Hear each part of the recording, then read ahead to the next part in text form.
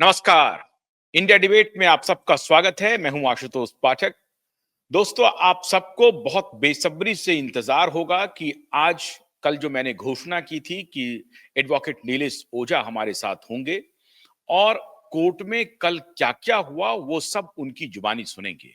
लेकिन इसके पहले कि आप एडवोकेट नीलेश ओझा की जुबानी सारी बात सुने, खबर आ रही है कि ठाकरे गिरोह कल की सुनवाई के बारे में झूठ फैलाने में लग गया है। भ्रष्ट कुछ पत्रकारों की मदद से और कुछ मीडिया संस्थानों की मदद से कुप्रचार किए जा रहे हैं, गलत रिपोर्टिंग की जा रही है। वो सारी रिपोर्टिंग पर अब के बाद जब अभी कुछ देर में नीलेश ओझा जी हमारे साथ जुड़ रहे हैं। बहुत बहुत स्वागत है नीलेश जी, बल्कि जुड़ गए हैं नीलेश ओझा जी। बहुत बहुत स्वागत है नीलेश जी आपका, जुड़ गए। और ना जो झूठ फैलाया गया है उसके बारे में स्वयं आज नीलेश ओझा जी बताएंगे कि कल कोर्ट में क्या क्या हुआ। और हमारे एसएसआर वॉरियर के सामने एक बहुत बड़ी चुनौती है कि उन झूठ को कैसे बेपर्दा करेंगे। तो आप सबसे हमारा यह अनुरोध है कि अभी जिस बात को हम आप सबके बीच ले जा रहे हैं नीलेश ओझा जी के माध्यम से, उनको अधिक से अधिक शेयर करें। जिन हमारे दर्शकों ने हमारे चैनल को सब्सक्राइब नहीं किया है, मैं उनसे अनुरोध करता हूं कि वो हमें सब्सक्राइब भी करें, शेयर करें और लाइक भी करें। बातचीत शुरू करते हैं।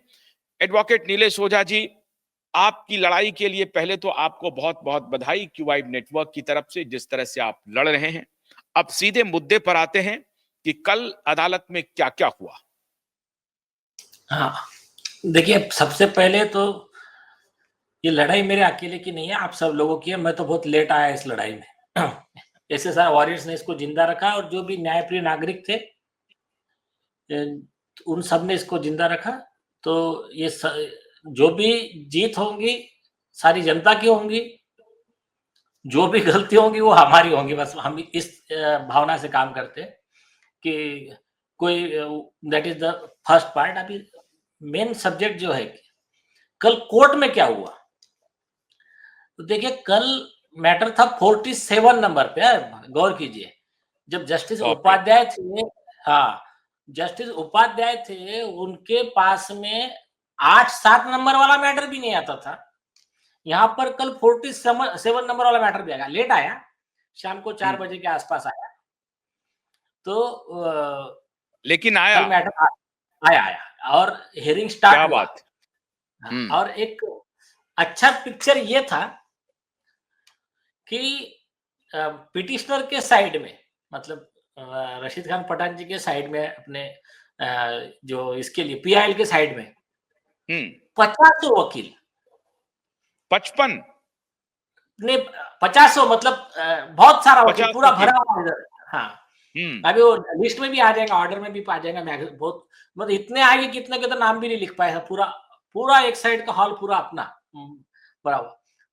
तो उधर उनके तरफ से जो आए थे, आदित्य ठाकरे की तरफ से, वो एक सुदीप पासबुला और एक जूनियर, एक दो लोग वही थे बस। बाद में सीबीआई का भी वकील आया और उन्होंने कहा कि मुझे इंस्ट्रक्शन है मैटर में अपेयर होने का। तो एक मतलब ये जो पिक्चर था ना पहले, सीबीआई के वकील ने क्या कहा? सीबीआई के वकील ने क्या कहा कि मुझे इंस्ट्रक्शन है? हाँ, सीबीआई की ओर से इंस्ट्रक्शन है कि इस मैटर में हमको अपेयर होना है, तो क्या आप बात इनसे है। कहिए, हाँ, इनसे कहिए कि कॉपी हमको प्रोवाइड करें। तो हमने बोला सर, हमने सॉफ्ट कॉपी ऑलरेडी दे दिया इनको 1 साल पहले, फिर भी हार्ड कॉपी आज अभी आपके सामने देते हैं। तो उनको कोर्ट्स तभी ही हमने मतलब जैसा कोर्ट का हियरिंग हो उनको प्रोवाइड कर दिया सीबीआई को कॉपी। फिर जो आदित्य ठाकरे के वकील थे सुदीप पासबोला, तो उन्होंने बोला कि सर मैं इसमें इंटरविनर हूँ, मेरी कस्टडी मांग रहे, मेरे ऊपर प्रोसिक्यूशन मांग रहे, मुझे पार्टी नहीं बनाया, मुझे पार्टी बना के लो। तो मैंने उस पर और ऑब्जेक्शन लिया। मैंने कहा फुल बेंच सुप्रीम कोर्ट का जजमेंट है, ये आरोपी है, आरोपी को इसमें अधिकार नहीं है बोलने का। नहीं तो ऐसा तो कल चल के कोई भी आरोपी आ जाएगा, कल चल के सपोज ऐसा मान के चलो बम्बई बम ब्लास्ट केस है, दाऊद इब्राहिम और 500 आरोपी है, तो सब आएंगे और बोलेंगे पहले हमको सुन के लो, हमारे खिलाफ कार्रवाई करने से पहले। तो मैटर चलने वाला है क्या? तो सुप्रीम कोर्ट की ऑब्जर्वेशन है, मेरा मैं नहीं कह रहा हूँ, ऐसा लॉ है। तो जज साहब के समझ में आ गया वो विषय। फिर उन्होंने कहा चलो ठीक है, ब्रीफ केस क्या है बताओ। तो हम्म। उसमें इन्होंने चालू कर दिया बोलना, अपने सुदीप पासबोरा ने। तो उसमें वो बोलने लगे कि उसका सुसाइड, मतलब 1 मिनट, तो तुरंत ऑब्जेक्शन दिया, मतलब सुसाइड नहीं है वो, इट इज मर्डर। किसका सुसाइड? दिशा के बारे में बोला? हाँ, तो वो उनको थोड़ा पूरा डिटेल पता नहीं था। वो दिशा का सुसाइड का नैरेटिव चलाने का है कि सुशांत सिंह का चलाएगा, तो उन्होंने बोलते बोलते बोल दिया। तो फिर मैंने कहा मतलब उनको सुनो। यही नहीं पता था कि किनके बारे में बोलना है, दिशा के बारे में हाँ, बोलना ये, है या सुशांत के बारे में? हाँ, तो फिर मैंने उस पर ऑब्जेक्शन लिया। मैंने कहा सुनो, ये दोनों मर्डर है। कोर्ट ने कहा अच्छा, मतलब Sushant Singh was also murder and this was also murder, ऐसा मतलब उन्होंने कोर्ट को तो कुछ पता ही नहीं था ना, हम जैसा बोल रहे थे सुन रहे थे। बाद में कोर्ट ने कहा कि सुनो, मुझे बोला कि इनको क्या बोलना है बोलने दो, मैं आपको सुनूंगा आराम से, सुनिए। फिर ऐसा उन्होंने शॉर्ट में समरी बताया उनके लेवल पे कि बोले सर ऐसा ऐसा विषय है, ये है। तो बोले इसमें एसआईटी, इनके पीआईएल के बाद में एसआईटी कस्टडी हो गया है और इन्वेस्टिगेशन अभी भी चल रहा है, ये उनके वकील का कहना था। फिर अपनी बारी है, मैंने बताया कि देखिए, फिर कोर्ट ने एक सवाल पूछा कि आपने जो ये फाइल किया एप्लीकेशन क्या क्या है बताइए, और इसका कॉपी आपने बाकी सब पार्टियों को दिया है क्या? मैंने कहा इसका तो कोई रोल ही नहीं है ना, ये तो आरोपी है, इसको इनको तो देने का कोई मतलब ही नहीं है। कोर्ट ने कहा बोले ठीक है, कोई प्रॉब्लम नहीं, अपने को यहाँ एक ट्रूथ बाहर आना चाहिए, फर्क मतलब नहीं, ठीक है, ट्रूथ बाहर आने के लिए फिर सरकारी वकील है, बाकी ये लोग है, तो एसआईटी की तरफ से आएगा, सीबीआई का वकील आएगा, हम डिसाइड करेंगे ना, आरोपी आगे कैसे उसमें इंटरफेयर कर सकता है। तो एक ये विषय हुआ। फिर सेकंड विषय आया कि कोर्ट को मैंने समझा के बताया। कोर्ट ने कहा कि आपके जो ये अलग अलग ये है इंटरिम एप्लीकेशन है, क्या क्या है बताइए। तो अभी देखिए, एक सबकी जानकारी के लिए, जो पीआईएल है उसका नंबर है 17983 ऑफ 2023, ये पीआईएल नंबर हो गया। अब वो पीआईएल फाइल होने के बाद में तो हमने एक नया आईए फाइल किया इंटरिम एप्लीकेशन, वो है 18784 ऑफ 2023। तो कोर्ट ने कहा कि यही आज स्टॉप हियरिंग पे है, तो इसका मतलब ये किस बारे में फाइल किया? मैंने कहा निकाल कर दिखाया। मैंने कहा देखिए, अपना पीआईएल फाइल होने के बाद इन्होंने अपने केस को प्रेजुडिस क्रिएट करने के लिए राजदीप सरदेसाई के थ्रू, इंडिया टुडे के थ्रू, रिया चक्रवर्ती का, आदित्य का, इनका एक इंटरव्यू लेके इनको ग्लोरीफाई करने का प्रयास किया, ये ट्रायल को प्रेजुडिस करने का प्रयास किया, इसलिए इनके खिलाफ कंटेम्प्ट का एक्शन लेने के लिए वो है एक। और वो दैनिक लोकमत वगैरह, हमने 2-3 न्यूज़पेपर को बताया इनको भी आरोपी बनाना है, इंडिया टुडे ग्रुप को वगैरह। और उसके अलावा सीबीआई को डायरेक्शन कि आप भी इनको आरोपी बनाओ, ये प्रेजुडाइज कर रहे हैं इन्वेस्टिगेशन को। और हमने कहा कि लाइव टेलीकास्ट का हमने मांग किया कि ये केस का कोर्ट में क्या चल रहा है लाइव टेलीकास्ट होने दो। सुप्रीम कोर्ट का खुद का कॉन्स्टिट्यूशन बेंच का जजमेंट है कि अगर जो भी लार्जर पब्लिक इंटरेस्ट की चीजें रहती है तो उसको आप लाइव टेलीकास्ट करो, तो लोगों को मालूम होने दो। बोला ऐसा भी तो सब ओपन ही है, सुप्रीम कोर्ट में कोई भी ज्वाइन होता है, सब देखते हैं, तो nothing happens private in the court. तो वो एक प्रेयर था। बाद में एडिशनल एविडेंस का प्रेयर था, तो मैंने सब समझा के मतलब पढ़कर बताया। मैंने कहा ये हमारी रिक्वेस्ट है, तो बोले ठीक है। फिर उसके बाद में मैंने कहा देखिए, इंटरिम एप्लीकेशन नंबर 19336 ऑफ 2023, मैंने कहा ये इंटरवेंशन है आदित्य ठाकरे का। वो कह रहा है कि मेरी भी सुनो, मुझे भी पार्टी बना के लो। बोले फिर उसके बाद में एक नया इंटरिम एप्लीकेशन हमारा है 19612 ऑफ 2023। ये इसलिए है कि ये जो आदित्य ठाकरे ने एफिडेविट दिया है वो एफिडेविट झूठा है, तो इसको इस झूठे एफिडेविट के केस में, वो मर्डर केस अलग, ये झूठे एफिडेविट के केस में कंटेम्प्ट और परजुरी का प्रोसिक्यूशन और इसको कस्टडी में लेने के लिए ये मेरा नया अर्जी है। और सुप्रीम कोर्ट के केस लॉज है कि आपको सबसे पहले ये सुनना पड़ेगा 340। तो इस तरह से मैंने मेरा सबमिशन दिया। कोर्ट ने कहा मुझे इतना बताइए, आपको पूरा डिटेल के लिए हाँ, एक बात बहुत इंपॉर्टेंट चीज, फिर कोर्ट ने कहा कि इसमें एसआईटी कस्टडी हो गई है। मैंने कहा हाँ। तो कोर्ट ने कहा अच्छा मुझे इतना बताइए आपका इस केस से रोल क्या है कि हाँ, बोले ठीक है, विषय आपका एक इससे कनेक्शन क्या है कि आप एज ए सिटीजन आए हो कि या किससे कनेक्टेड हो, विक्टिम हो, विटनेस हो। तो मैंने कहा इस केस के मेन कंप्लेनेंट ही हम हैं, हमारे ही कंप्लेंट पे, हमारे ही रिप्रेजेंटेशन पे और हमारे ही पीआईएल के बाद में एसआईटी का कॉन्स्टिट्यूशन हुआ। हाँ, और एसआईटी का लेटर मैं अभी आपको भेजूंगा कि हमको पुलिस कमिश्नर ने, होम मिनिस्टर ने हमको जो लेटर दिया है उसमें स्पष्ट लिखा है कि 12/1/2024 का जो हमारा कंप्लेंट है, जिसमें आदित्य ठाकरे और ये जो डिनो मोरिया, सूरज पांचोली, इनके खिलाफ में गैंगरेप और मर्डर का एफआईआर रजिस्टर करने की जो रिक्वेस्ट की गई है, जो अवेलेबल प्रूफ्स के साथ, तो हमारी complaint is included in the investigation of SIT. तो हमने कहा ये हमारा कंप्लेंट पे ही इन्वेस्टिगेशन चल रहा है, therefore concept of locus is inconsequential, मतलब अब इसका तो मतलब ही नहीं, मेन तो हम ही है इसमें अभी। तो कोर्ट ने कहा अच्छा ठीक है, एक काम कीजिए, आपके जो भी डॉक्यूमेंट्स, पीआईएल फाइल होने के बाद के जो डेवलपमेंट्स है, आपके जो भी डॉक्यूमेंट्स है, और पीआईएल का मेरिट क्या है आपका, मतलब आपके जो आधार क्या है कि आप कह रहे हैं कि आदित्य को कस्टडी में लेना चाहिए, इनके ऊपर एफआईआर होना चाहिए, तो आपका जो मेरिट है उसका एक शॉर्ट में सिनॉप्सिस बनाइए। कोर्ट का भी सही था कि बोले हम तो, हमको मुझे तो पता ही नहीं है मैटर क्या है, तो आप शॉर्ट में सिनॉप्सिस बनाइए, जो भी अपडेट्स है एसआईटी से लेके सब, वो सब बना के आप शॉर्ट में 4-5 पेज में, 3-4 पेज में, तो आप नेक्स्ट डेट पे हमको दीजिए। तो मैं ठीक है, तो कोर्ट ने कहा कितने दिन में कर लोगे, मैंने बोला शॉर्टेस्ट, बोले फिर भी मैंने 1 या 2 हफ्ता बहुत हो गया, तो बोले ठीक है, तो 2 वीक में कोर्ट ने वो रखा है, अभी 2 वीक के बाद में पूरा सिनॉप्सिस बनाना है और उसकी कॉपी एडवांस में सीबीआई को, स्टेट गवर्नमेंट को, सबको दे देना है, और कोर्ट में फिर उस दिन होगा हियरिंग, और उस दिन अपने जो मतलब वरिष्ठ वकील है, जी, मतलब इधर के माने हुए हमारे क्रिमिनल लॉ के एक्सपर्ट्स, अपने घनश्याम उपाध्याय जी, उस दिन वो आर्गुमेंट करने वाले मैटर। अब मैं बस संक्षेप में, मुझे मालूम है आपका वक्त बहुत ही प्रेशियस है, तो संक्षेप में मैं सारा सवाल पूछ लेता हूं।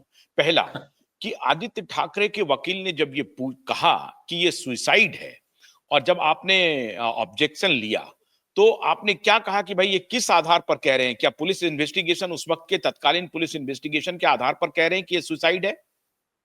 नहीं नहीं, सुनिए, उनके वकील ने कैसा बताते बताते कहा कि इसमें ऑलरेडी इन्वेस्टिगेशन हो चुका है, Mumbai police, Bihar police, CBI सब इन्वेस्टिगेशन कर चुकी है और हमारे क्लाइंट को एक्सोनरेट कर दिया। मैंने कहा यही तो झूठ है, उसी के लिए तो हमने 340 का एप्लीकेशन लगाया है। और हाँ। और मैंने कहा कि सीबीआई ने राइटिंग में, इन्होंने जो नैरेटिव चलाया था कि इनको सीबीआई ने क्लीन चिट दी है, तो सीबीआई ने प्रेस नोट निकाला और मतलब नेट पे सब अवेलेबल है, वो अपने पार्ट ऑफ 340 है अपने। उन्होंने कहा कि हमने तिशा सालियान की केस ना इन्वेस्टिगेट की है और ना किसी को क्लीन चिट दी है, एक। दूसरा, 340 में और एक डिटेल है अपना कि ये जो सुशांत सिंह राजपूत का केस था, उसमें इन्होंने नैरेटिव चलाया कि हाँ वो एम्स की रिपोर्ट आ गई है, पोस्टमार्टम की, और ये वो सब घुमाया। उसके ऊपर सीबीआई ने ऑफिशियल लेटर दिया प्राइम मिनिस्टर ऑफिस को, क्योंकि सुब्रमण्यम स्वामी ने उस पर ऑब्जेक्शन उठाया था, तो उसमें लिख कर दिया है कि हमने कोई कंक्लूजन नहीं दिया है कि ये सुसाइड है या मर्डर है, we have not rejected any angle, हमने मर्डर का एंगल रिजेक्ट नहीं किया है। तो मैंने कहा ये जो, मतलब ये कोर्ट में बता रहे हैं मिसगाइड कर रहे हैं। और हमने कहा राजदीप सरदेसाई को हमने इसीलिए आरोपी बनाया है कि वही नैरेटिव फैला रहा था, स्पॉन्सर्ड पैसे लेकर वो अपना मतलब जमीर बेचकर नैरेटिव क्या फैला रहा था कि वो जो सुसाइड था वो ये था, सच तो बता नहीं रहा और वन साइडेड न्यूज चला रहा है। तो मतलब इसीलिए उसको आरोपी बनाया, ये हमने कोर्ट को बताया। तो आपने जो राजदीप सरदेसाई और उस ग्रुप को, क्योंकि राजदीप सरदेसाई अकेले महत्वपूर्ण नहीं है, जिस ग्रुप पर वो ब्रॉडकास्ट हुआ है, जिस टेलीविजन चैनल पे, और जिस India today, media, India today. India today, तो उसको भी आपने पार्टी बनाया है? हाँ हाँ, आरोपी है, इंडिया टुडे आरोपी है। तो उनको नोटिस गया है? नहीं नहीं नहीं, अभी तो कोर्ट हियरिंग करने के बाद में डिसाइड करेगा ना, तो उसमें हम्म। हाँ, तो अभी देखिए 2-4 पॉसिबिलिटी है इसमें, मैं आपको एनालिसिस करके बताता हूँ।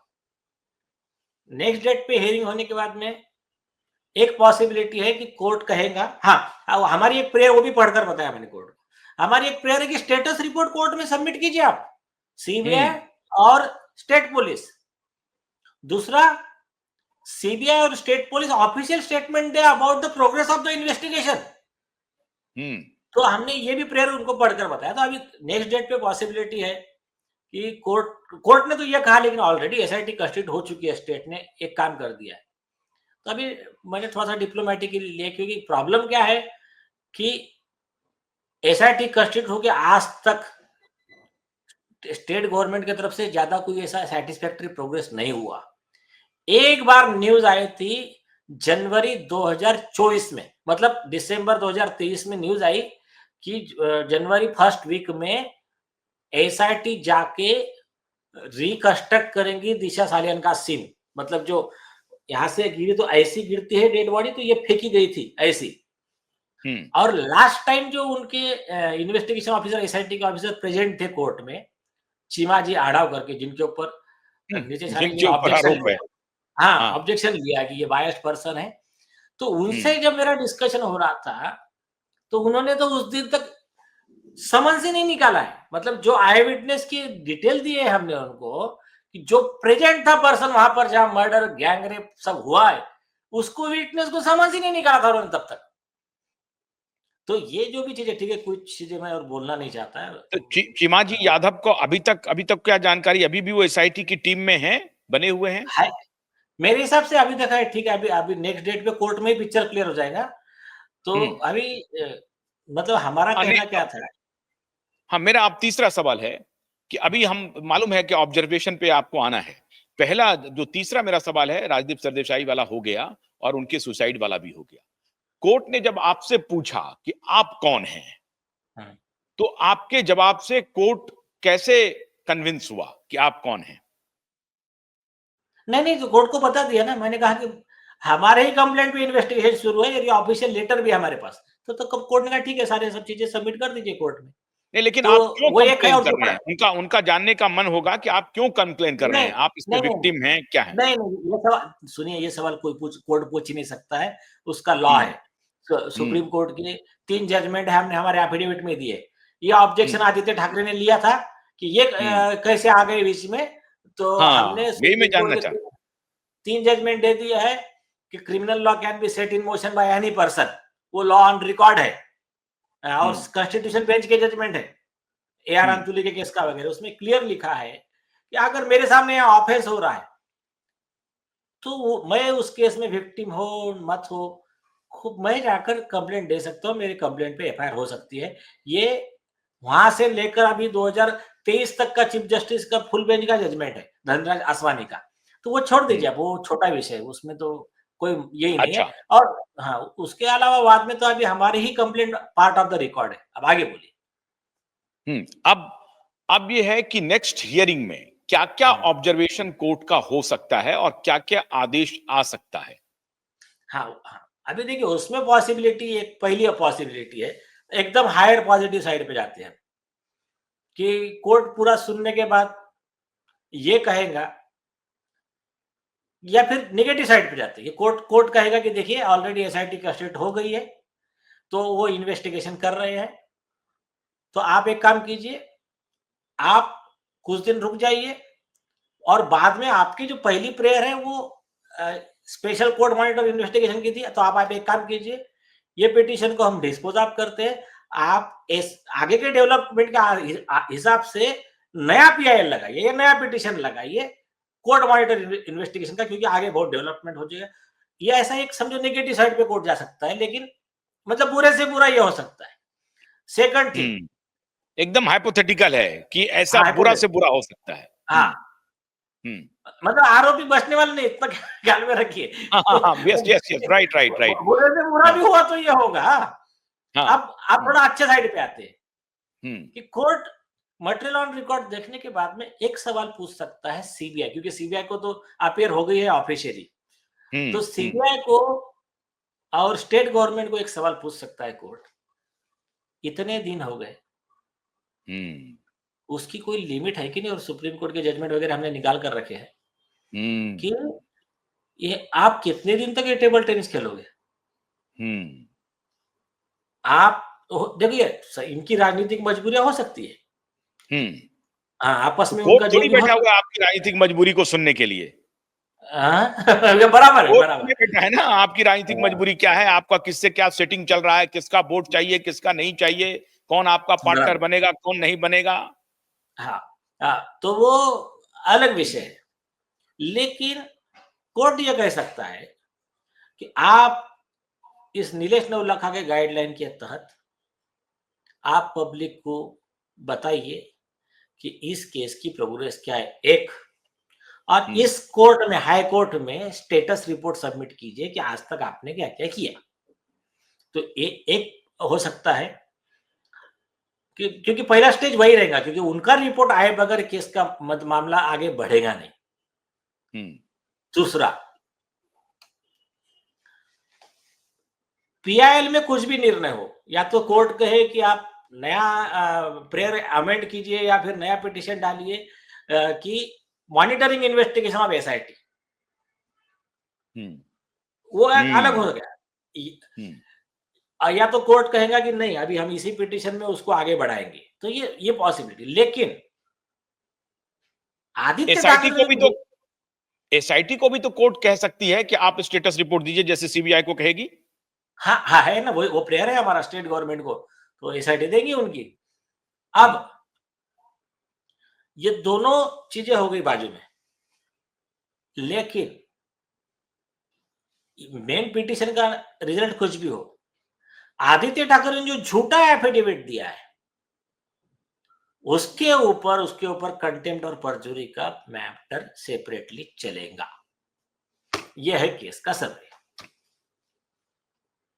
झूठा एफिडेविट की क्या दिया है? झूठा एफिडेविट कि मैं उस दिन वहां नहीं था या जो भी था।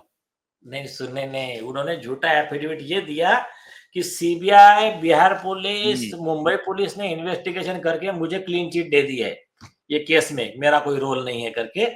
और ये बीजेपी और नारायण राणे और नितेश राणे और अर्नब गोस्वामी, इनके झूठे बयान के आधार पर ये हम्म। इन्होंने ये पीआईएल फाइल की है।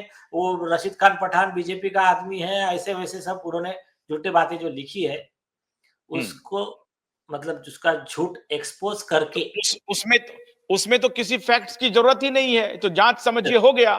भाई सीबीआई हाँ, ने क्लीन चिट दिया नहीं आपको, बिहार पुलिस ने बराबर क्लीन है। चिट दिया नहीं आपको। हाँ, तो फिर उसमें तो जो झूठा। एफिडेविट झूठा झूठा है और वो बहुत सीरियस ऑफेंस है। आईपीसी 192, 193 है, 199 है, 200 है। तो 7-7 साल की सजा हर सेक्शन में है। कंटेम्प्ट में 6 महीना की सजा है कंटेम्प्ट ऑफ कोर्ट एक्ट में। तो ये है, उसमें तो मेरे हिसाब से बचने का चांस उनका एकदम जीरो है। जो दिशा सालियान के केस को आपने पीआईएल में इंक्लूड किया है, तो सुशांत के केस के बारे में उसमें और किन किन के कस्टोडियल इंक्वायरी की आपने डिमांड रखी है? क्या रिया चक्रवर्ती या सिद्धार्थ पिठानी या सैमुअल मिरांडा या संदीप सिंह, इन सब के भी कस्टोडियल इंक्वायरी की डिमांड आपने की है पीआईएल में? नहीं, रिया चक्रवर्ती का वगैरह तो किया है हमने, उसको भी आरोपी बनाने को बोला है रिया को। और हमने क्या किया है पता है क्या? उसको मैं आपको एक देता हूँ डिटेल, मैं हम्म। उसका कॉपी भेजता हूँ आपको। तो हम्म। उसमें हमने बोला कि सबसे पहले तो आप इनके मोबाइल टावर लोकेशन लीजिए। बाद में उसमें हमने कहा कि सिर्फ ये 2-4 लोगों के मत लीजिए, आप एकता कपूर का भी लीजिए, अरबाज खान का हम्म। भी लीजिए, सलमान खान का भी लीजिए, सबका लीजिए ना। वो आने के बाद में और ज़्यादा पिक्चर क्लियर होगा। तो उनके सीरियल रिपोर्ट लीजिए और उसका एक प्रोग्रेस रिपोर्ट दीजिए ना आप कोर्ट में, कि भाई 8 जून का हुआ तो 7 जून को क्या हुआ था, 7 जून को किसका बर्थडे था और ये सब लोग कहाँ थे, एक। दूसरा, 13 जून को किसका बर्थडे था? 13 जून को किसका बर्थडे था, तो 14 को, मतलब हर बर्थडे के बाद में ही मर्डर होता है क्या? हर बार कोइंसिडेंस होता है क्या? तो ये सब चीजें हमने उसमें ली है। और एक उसमें ना, अ, मैं उस आपको जरा डिटेल में आपको भेजता हूँ कि हम्म। इतने मुद्दे हैं उस केस के कि हाँ, उरा हाँ, एक हम जब नीतीश राणे जी ने ओपन आरोप किए, he is cabinet minister of the ruling government, hmm. उन्होंने कहा कि ये चाइल्ड अब्यूज करने वाला एक विकृत मानसिकता का पीडोफिलिक पर्सन है आदित्य ठाकरे, ये उनके पूरे एलिगेशन है। उन्होंने कहा चाइल्ड कमीशन में इसके खिलाफ में कंप्लेंट पेंडिंग है। उन्होंने कहा कि इसने ये कौन से एनजीओ से बच्चे लाए थे उस पार्टी में, उसको जो अब्यूज किया गया। तो ये जो नीतीश राणे जी के आरोप थे ना, वो आरोप हमारे पार्ट ऑफ द पीआईएल थे। तो उसमें इसने क्या किया है आदित्य ठाकरे ने कि आधे आरोप को ऑब्जेक्शन नहीं लिया है, एक आरोप को ऑब्जेक्शन लिया है, कुछ आरोप को नहीं लिया। तो हमने उसमें हमारे कंटेंट में ही लिखा है कि जिसको आप डिस्प्यूट नहीं किया है, डिनाई नहीं किया है, तो ये लॉ ऑफ प्लीडिंग है, ये सुप्रीम कोर्ट का जजमेंट है कि वो आरोप उसको मंजूर है। तो पीडियोफिलिक का आरोप वो मंजूर है क्योंकि हमने फिर उसको उसको उन्होंने बताया। डिस्प्यूट नहीं किया। हाँ, आधे आरोप डिस्प्यूट किया, आधे नहीं किए। तो जो मैं आपको डिटेल भेजता हूँ हमारा रिपोर्ट, तो उसमें हमने कहा कि जो डिस्प्यूट नहीं किया है चाइल्ड अब्यूज के वगैरह।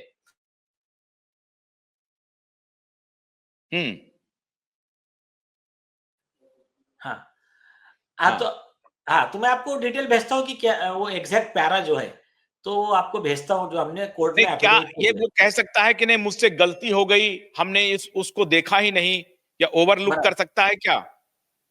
ये पॉसिबल नहीं है ना। आप हमारा पीआईएल पढ़ के उसके बेस पे एफिडेविट दे रहे हो, एफिडेविट में ये पॉसिबल नहीं है। और हमारा 340 फाइल होकर 1 साल हो गया है, आज तक उसने ऑब्जेक्शन ऐसे डिफेंस नहीं दिया एक। और इनका हर बार ऐसा ही होता है क्या? मतलब पहली बार कहेंगे कि नहीं 8 जून को मेरे दादाजी श्री माधव पाटनकर जी का डेथ हो गया था और मैं उधर हॉस्पिटल में था, टीवी पे बोलेंगे। तो दिशा सालियन के घर में मैं रह ही नहीं सकता, ये आरोप झूठे हैं। जैसा हमने बताया कि अरे दादाजी तो 8 जून को जिंदा थे, नाना जी, और उनका डेथ तो एक एक्चुअली 14 जून को हुआ था। तो बेरोजगार अच्छा नहीं नहीं, ये नहीं क्या मैं अभी दूसरा डिफेंस लेकर आता हूँ। फिर क्या बोलेंगे कि नहीं हमको सीबीआई ने क्लीन चिट, हाँ वो भी दिया है कोर्ट में हमने। उन्होंने कहा कि रिया चक्रवर्ती को मैं जानता ही नहीं हूं। और 44 कॉल्स का जो बिहार पुलिस ने कहा आदित्य ठाकरे और रिया का, ये सब मर्डर के पीरियड में एक। और दूसरा इसके अलावा बहुत स्ट्रांग नारकोटिक्स ब्यूरो में जब इनके चैट रिकवर हुए, क्राइम नंबर 15 2020 में दीपिका पादुकोण वाली जिसमें आरोपी थी, वो वाले केस में, तो वो जो रिया चक्रवर्ती की चैट में पूरा आदित्य ठाकरे की उसके इतने चैट्स रिकवर हुए कि दोनों के कमर्शियल डील से लेके सब है। आदित्य ठाकरे ड्रग्स लेता है, प्रोहिबिटेड ड्रग्स लेता है, ड्रग्स का आरोपी है। इवन उसके ऊपर आरोप है कि वो ड्रग्स के बिजनेस में इन्वॉल्व है। ये सारा पार्ट है नारकोटिक्स ब्यूरो के केस फाइल में, सारा हमने दिया है कोर्ट में। अच्छा, ये एफिडेविट में उसने मेंशन किया है कि वो रिया चक्रवर्ती को जानता ही नहीं है? एफिडेविट में नहीं बोला है, बाहर बोला है, हमने उसको इसमें लिया है। हमने हमारे एफिडेविट में लिया है कि ये हैबिचुअल है, झूठ बोलने वाला, गुमराह करने वाला। और यही एक ग्राउंड है, सुप्रीम कोर्ट का, हाई कोर्ट का जजमेंट दिया कि जो झूठ बोलता है उसको कस्टडी में लेकर ही इन्वेस्टिगेशन करना चाहिए। अच्छा, मतलब वो इंक्वायरी में चाहे सहयोग करें ना करें उससे कोई मतलब नहीं है, उनका कस्टोडियल इंक्वायरी ही अनिवार्य है। हाँ, झूठ बोल रहा है ना, हैबिचुअल ये है ना परजुरर। तो इस यही आधार बना है कि आपने कस्टडी क्यों डिमांड की है? यस यस यस, और अभी नेक्स्ट डेट पे डिटेल होगा। अभी तो सब बन रही है उसके रिटर्न आर्गुमेंट्स वगैरह। ये जो पीडियोफिलिक वाला मामला है नीलेश जी, ये तो बहुत ही संगीन है, बहुत गंभीर है मामला। तो ये चाइल्ड कमीशन की कोई रिपोर्ट आई है या वहां पर कोई इन्वेस्टिगेशन हुआ है? नहीं, मुझे नहीं पता। नितेश जी राणे ने ओपन प्रेस कॉन्फ्रेंस में टीवी में सबके सामने बोला है इनके खिलाफ में जो चाइल्ड कमीशन में 3-4 कंप्लेंट्स है। और उन्होंने कहा ये आदमी बहुत घातक है, इसको बाकी छोड़िए, आपके घर में जहाँ बच्चे हैं इसको बुलाइए मत प्रोग्राम में, इस तरह से आरोप किए थे उन्होंने। नहीं तो फिर इसका डिफेंस क्या लेंगे वो, अगर उन्होंने इस मुद्दे को छोड़ दिया है बिल्कुल, और आप ये कह रहे हैं कि छोड़ने का मतलब है कि he has accepted this argument given by Nilesh Rane. तो ऐसी स्थिति में जो भी है राणे परिवार जो भी कह रहे हैं, अगर वो एक्सेप्ट कर लेते हैं, उनको डिस्प्यूट नहीं करते हैं, तो इस पर अब इनका रिएक्शन क्या हो सकता है, प्रोबेबल रिएक्शन? वो छोड़ दीजिए उसकी बात को, मैं आपको इससे और एक सीरियस बात बताता हूँ। एफिडेविट फाइल किया आदित्य ठाकरे ने कोर्ट में अक्टूबर 2023 को। उनके 3 दिन में ही हमने फाइल किया परजुरी कंटेम्प्ट एप्लीकेशन, और रशीद खान पठान जी के काउंसिल ने एडवोकेट चेतन राउत की तरफ से लीगल नोटिस दिया गया आदित्य ठाकरे को 19,750 करोड़ का supreme court and high court litigation association की तरफ से। तू झूठा है, तूने झूठा एफिडेविट दिया, हमारा डिफामेशन हुआ है, इतना कॉम्पेंसेशन दे। लीगल नोटिस रजिस्टर कोर्ट से उनके मातोश्री के एड्रेस पे सर हुआ, उसका कोई जवाब ना तभी दिया, आज तक कोई जवाब नहीं दिया है। तो लीगल नोटिस का जवाब नहीं देना, इसका क्लियर है कि you have admitted the allegation, you have no defence whatsoever. तो इसके आधार पे अभी रशीद खान पठान जी खुद बहुत बड़ा सूट फाइल कर रहे हैं, ये 20,000 करोड़ का। तो ये अभी देखिए, अगर वो सही होते ना, वो डिफामेशन केस फाइल करते। यहां तो उल्टा है, ये उनके ऊपर डिफामेशन का नोटिस दिया और उनके पास जवाब नहीं है उसका। तो इससे ज्यादा और क्या प्रूफ लगेगा? प्रॉब्लम सिर्फ ये है कि ये सरकार का जो स्लो मोशन में काम चालू है ना, बस इसके बाद ये पुलिस डिपार्टमेंट का, और उसमें मुझे 1-2 पुलिस अधिकारी ने बताया कि इस ग्रुप में कुछ करप्ट पुलिस अधिकारी शामिल है, जिनके खुद के ड्रग्स के बिजनेस भी है, और कुछ फैक्टर्स है जो मैं अभी नहीं बोल सकता हूं, वो पार्ट ऑफ द रिकॉर्ड है।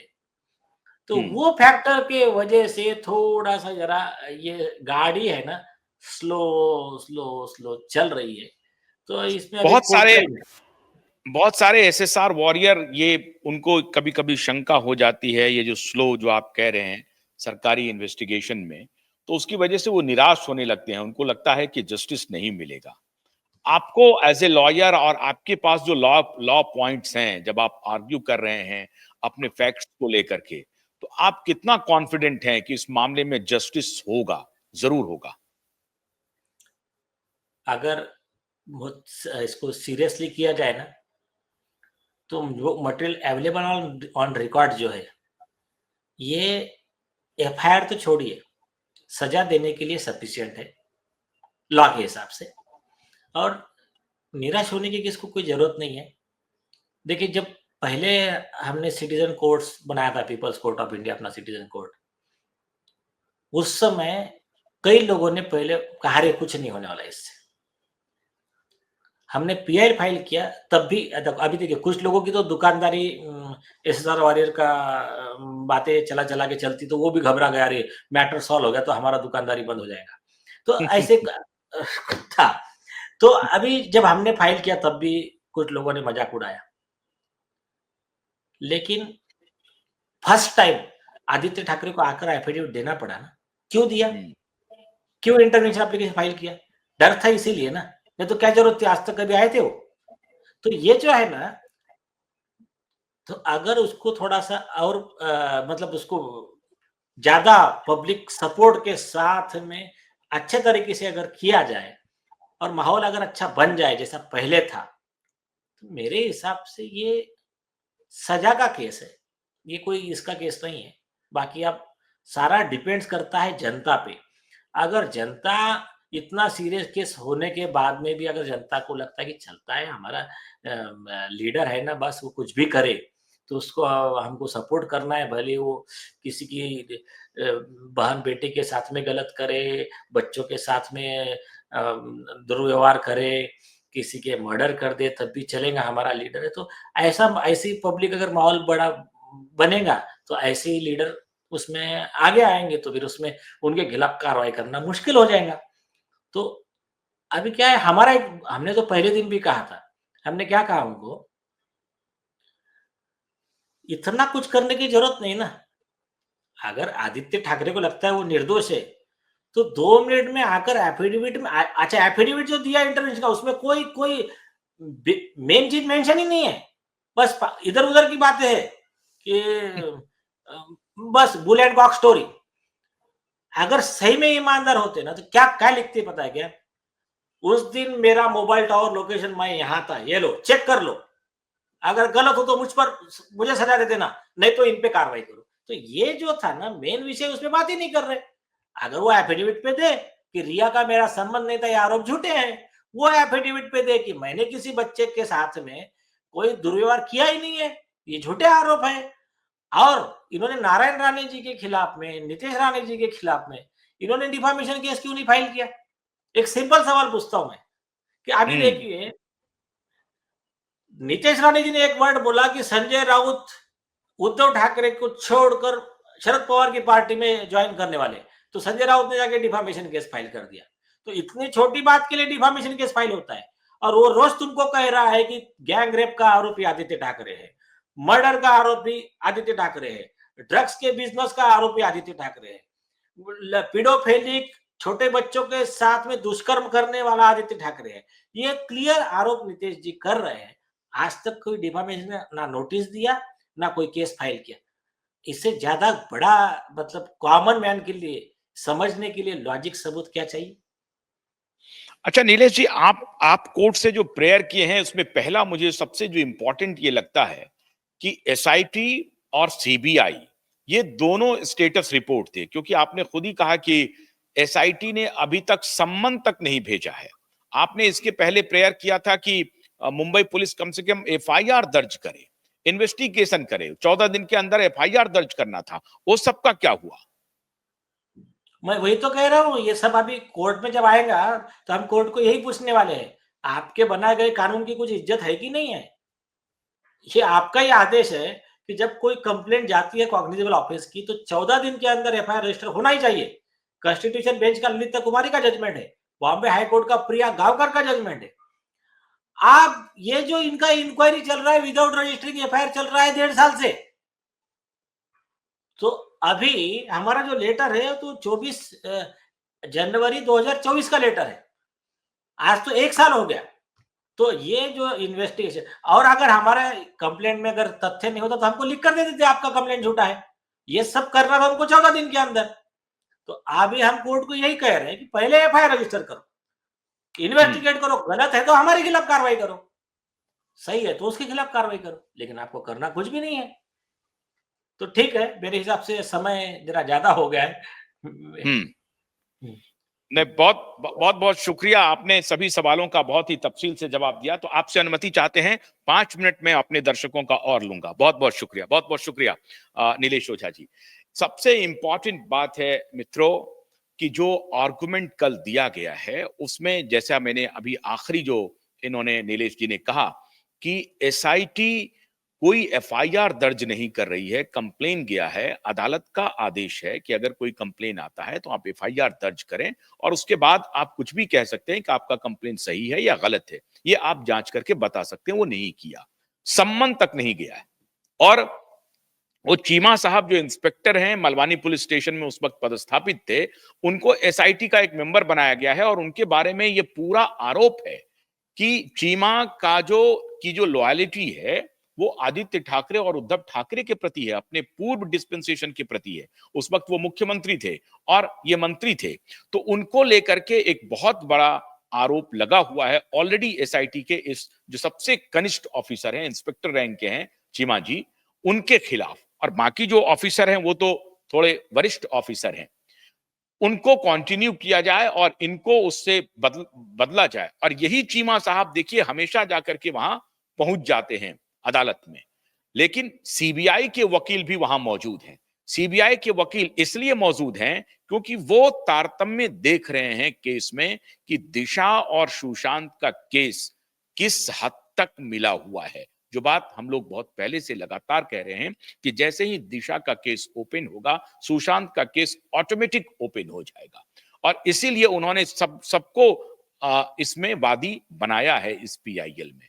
ऐसी परिस्थिति में लंबी लड़ाई हम लोगों की शुरू हो गई है और कुछ डिटेल हम आपको कल नीलेश जी से और बात करके, जैसा कि अभी नीलेश जी ने बताया कि वो हमें पूरा डिटेल पीआईएल की और भेजने वाले हैं, जिस पर जो उनका ऑब्जेक्शन है आदित्य ठाकरे का, जिसमें सबसे महत्वपूर्ण बात जो अभी नीलेश जी कह रहे थे कि पीडीएफ लीक होने का जो आरोप लगाया राणे परिवार ने, उस पर कोई उन्होंने सफाई नहीं दी है। और सफाई नहीं देने का मतलब है कि एक आर्गुमेंट बनता है कि आपने उस तथ्य को स्वीकार कर लिया है, अगर उसको आपने डिस्प्यूट नहीं किया है तो ये बहुत ही गंभीर, बहुत ही संगीन जुर्म है आदित्य ठाकरे के खिलाफ। और चाइल्ड कमीशन का भी इन्वेस्टिगेशन शुरू हो सकता है। पहली बात तो यह है कि आदित्य ठाकरे झूठा एफिडेविट दे करके नहीं बच सकते हैं, जिसमें ऑलरेडी उन्होंने जिक्र कर दिया कि हमें सीबीआई ने क्लीन चिट दे दिया, बिहार पुलिस ने क्लीन चिट दे दिया, मुंबई पुलिस ने क्लीन चिट दे दिया। जबकि सीबीआई और बिहार पुलिस को अटकाने भटकाने के लिए दोनों पिता पुत्र ने क्या किया, ये पूरी दुनिया ने देखा है, ये बताने की जरूरत नहीं है। तो मित्रों, किसी भी सूरत में ये लड़ाई अपने अंजाम तक पहुंचेगी, रास्ता खुला है तो मंजिल तक भी हम लोग पहुंचेंगे। थोड़ा इंतजार कीजिए, हम फिर कल दोबारा अपडेट के साथ इसमें हाजिर होते हैं। आशुतोष कर मत दीजिए। नमस्कार।